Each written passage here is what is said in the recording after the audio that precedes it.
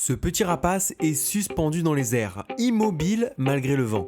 Mais quel oiseau est capable d'un tel exploit? Dans cet épisode, on part à la découverte de deux espèces souvent confondues, le faucon cresserelle et le faucon cresserellette. Les faucons sont des rapaces de petite ou moyenne taille avec des ailes pointues qui volent rapidement. On peut les observer dans de nombreux milieux comme les prairies, les villes ou encore le littoral dans lesquels on peut les voir chasser. En France, on peut régulièrement voir 5 espèces de faucons, le faucon cresserelle, le faucon cresserellette, le faucon aubereau, le faucon pèlerin et le faucon émerillon.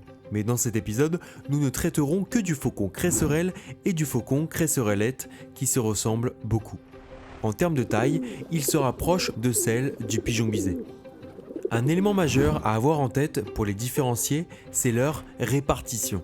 Le faucon cresserelle est le plus commun des faucons. On le retrouve toute l'année sur le territoire français. C'est à lui que vous aurez le plus souvent affaire. En revanche, le faucon cresserellette est bien plus rare. Il n'est présent qu'au printemps et en été dans certains villages du sud de la France. Mais dans les zones où il est présent, il est plutôt facile à observer.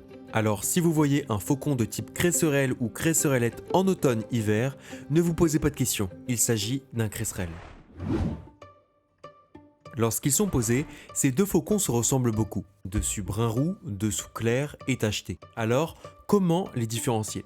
La première étape consiste à déterminer s'il s'agit d'un mâle ou d'une femelle, car les deux sexes présentent des différences bien marquées. Chez les mâles, le plumage est plus coloré et contrasté, la tête est grise et se détache nettement du dos brun roux et leurs queues sont également bien grises. Les femelles sont quant à elles plus discrètes, avec une tête et un dos brun roux peu contrastés, ainsi qu'une queue de la même couleur.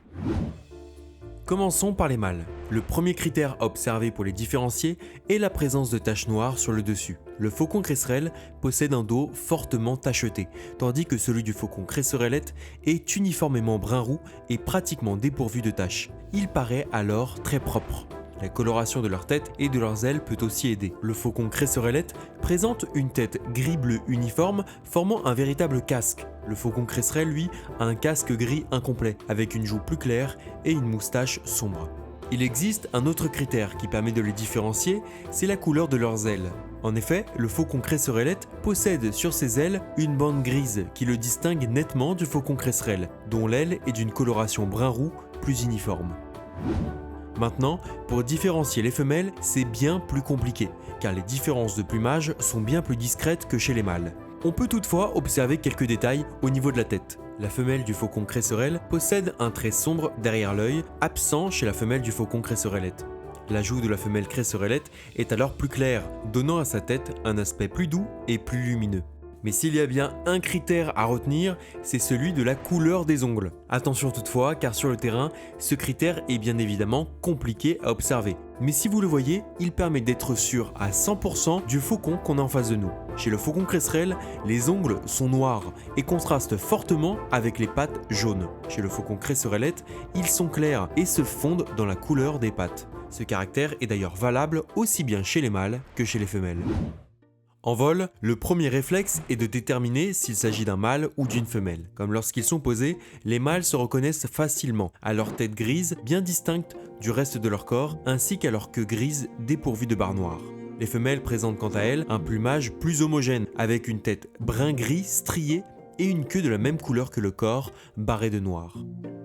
Vu de dessus, un critère permet de trancher rapidement, c'est la présence d'un croissant gris-bleu à la base de l'aile. Le faucon cresserelle en est dépourvu, tandis que le faucon cresserellette présente ce croissant gris-bleu qui contraste nettement avec son dos brun-roux et le reste de ses ailes sombres. Il paraît ainsi tricolore. Vu de dessous, les mâles se ressemblent davantage.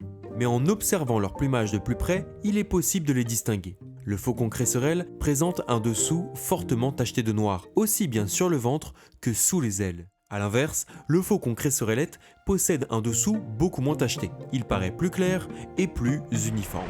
En cas de doute, vous pouvez également vous fier à la coloration de leur tête, encore visible de dessous. Pour rappel, le faucon cresserellette mâle présente un casque gris-bleu bien délimité, sans moustache, tandis que le faucon cresserelle mâle possède un casque gris incomplet, accompagné d'une moustache sombre. Chez les femelles, l'identification en vol est plus délicate. Les critères visibles lorsque l'oiseau est posé deviennent souvent difficiles à observer. Vu de dessus, le critère le plus évident est toutefois la coloration de la tête. Comme nous l'avons déjà évoqué, la femelle du faucon cresserellette a une tête nettement plus claire que celle du faucon cresserelle. Vu de dessous, en plus de la tête, vous pouvez également vous fier à la coloration du plumage.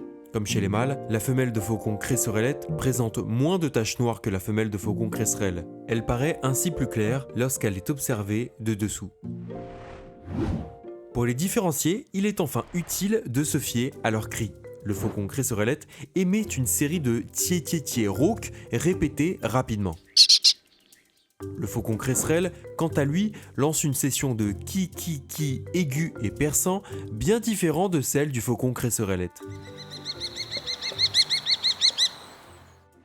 Pour résumer, si vous observez un petit rapace aux ailes fines et pointues au plumage brun-roux, il s'agit probablement d'un faucon cresserelle ou d'un faucon cresserellette. Le faucon cresserellette est le plus rare des deux, seulement visible dans le sud au printemps et en été. Le faucon cresserelle, lui, est présent partout en France, toute l'année.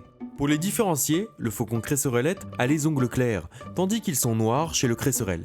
C'est le critère le plus fiable. Chez les mâles, la tête et la queue grise contrastent nettement avec le reste du corps. Le cresserellette mâle se reconnaît bien à son dos uniforme dépourvu de taches sombres, son casque gris-bleu homogène et à la présence d'un croissant gris sur les ailes. Le cresserelle mâle se reconnaît quant à lui à ses taches noires sur le dos, sa tête grise moins uniforme et l'absence de gris sur les ailes. Les deux femelles sont presque identiques, mais la femelle cresserelle possède un trait noir derrière l'œil et des joues plus sombres que sa cousine. En vol, vu de dessous, le plumage des cresserelles mâles et femelles est plus sombre et plus tacheté que celui des cresserellettes. Enfin, vu de dessus, le cresserellette mâle est bien identifiable à son croissant gris-bleu sur les ailes. Voilà, je pense que vous savez tout, donc c'est parti pour les exos. Mais avant, vérifiez que vous êtes bien abonné. Allez, c'est parti.